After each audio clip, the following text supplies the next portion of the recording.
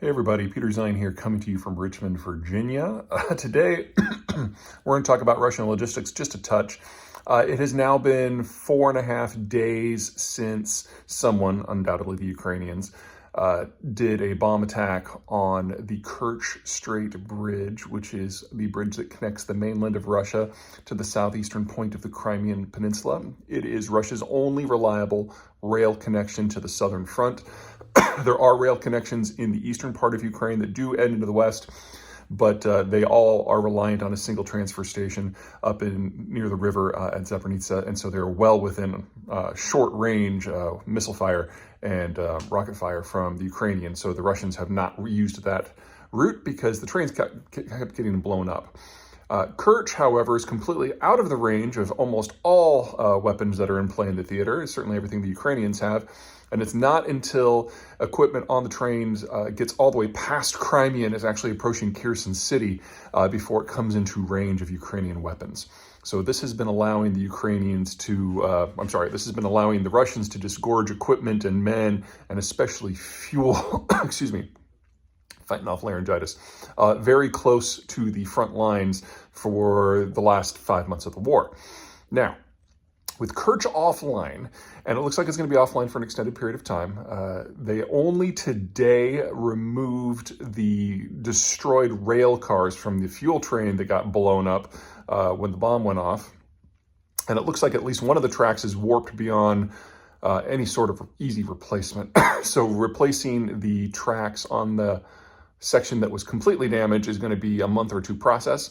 Undoubtedly, we also had warping and melting and re-solidification in the rebar and the concrete. So it's entirely possible, but both rail lines that go across the bridge are going to be offline for an extended period of time.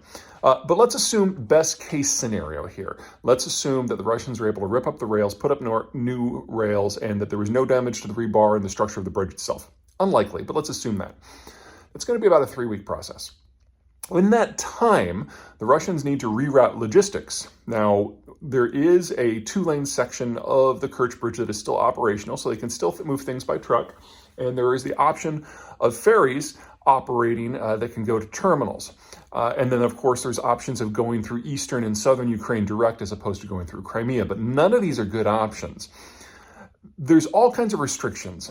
Ammo, men, but fuel is by far the biggest one. Fuel is bulky and it takes up a lot of weight and space in any transport medium. And a single cistern car in a truck can transport more fuel than 3 of those giant liquids transport trucks that we see on American highways, which are not what the Russians use. They use ones that are about 1/3 that size. So you're talking about a 6-to-1 ratio just in terms of the volume. And of course, those trucks use an order of magnitude more fuel to move this stuff than a train would. So you're losing a lot on the way. There's also a distance issue. Right now, most of the fuel is coming primarily from the refining and port town of Novorossiysk, which is fairly close to the eastern side of the Kerch Bridge. Otherwise, you're going to have to go to Vrenza or Samara, or if you're lucky, Belgrade, which is further away, and you then have to go through either Donetsk or Luhansk or both before going north of Mariupol into Mariupol. And now you're completely within range of multiple Ukrainian weapon systems before you can eventually do a dogleg over to Kherson. So you're talking about a trip that instead of a day by train is a week or more by a combined road rail system, because you also have to do an offloading of your train at some point. Otherwise, they're just going to blow up the cisterns. The trucks at least have the option of being able to use back roads.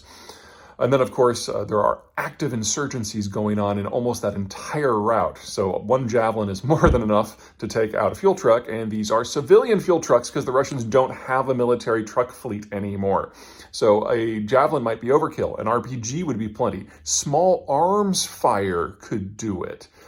So you're dealing with complications here to the war effort for the Russians that are an order of magnitude more complicated than they were. And even if they started redirecting everything already, it's going to be at least another week or two before the first of those fresh supplies from rerouted supplies ultimately make it to the front where they need to be used. Which means even in the best case scenario for the Russians here, the Ukrainians have a window of at least a couple of weeks where any equipment they destroy, any fuel tanks they destroy, cannot be replaced. And if the Ukrainians are going to make a push, now's really the time to do it. Now, if it turns out that this assessment is wrong and Kerch Bridge gets repaired in short order, then that means that the window has closed very, very quickly. But judging from the damage, that is not going to happen this month. Probably not next month either. Okay, that's it for me. Until next time.